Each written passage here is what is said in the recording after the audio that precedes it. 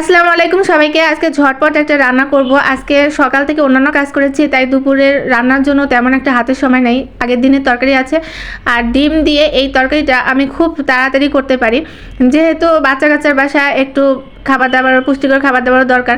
তো ভাবলাম যে মাছ বা মাংস ভিজানোর সময় নাই, এই ডিমটা দিয়ে খুব দ্রুত কমপক্ষে 10 থেকে 15 মিনিট আপনার হাতে সময় থাকলে এই রেসিপিটা আপনি খুব সহজ করে রান্না করে ফেলতে পারবেন। বাচ্চা থেকে বুড়া সবাই এই রেসিপিটা পছন্দ করে। আমার যখন হাতে একদমই সময় থাকে না এবং ওই সময়টা খাবার দিতেই হবে, তখন এটাকে আমি শর্টকাট পন্থা হিসেবে নিয়েছি।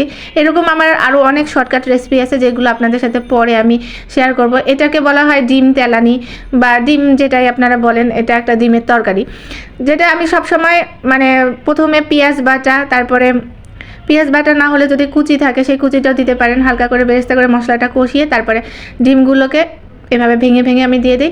আর খুব অল্প আঁচের মধ্যেই রান্নাটা করলে রান্নাটা বেশি সুস্বাদু হয়, কারণ ডিমের কুসুমগুলো শক্ত হয়ে গেলে কিন্তু খাওয়ার টেস্টটা ওইরকম থাকে না। তো আমি এখানে সবগুলো ডিম দিয়েছি, আজকে এখানে 5টা ডিম দিয়েছি। আর অপশনাল হিসেবে এখানে ধনেপাতা দিয়েছি। এই ধনেপাতা না দিলেও কিন্তু খাবারটা খুব সুস্বাদু। আর মশলাটা রান্না করার সময় ভীষণ করে কষিয়ে নিতে হয়, কারণ এই তরকারিটার মশলাটা দিয়ে মানে খাওয়া যায় অনেক ভাত। তো আমি এখানে টমেটো দিয়েছি। টমেটোটা একদম যখন দিবেন সেটাকে একদম গলিয়ে নেওয়ার চেষ্টা করবেন, মানে ভালো করে সেদ্ধ করে নেবেন, যাতে করে মশলার সাথে একদম পারফেক্টলিভাবে জিনিসটা মিশে যায়।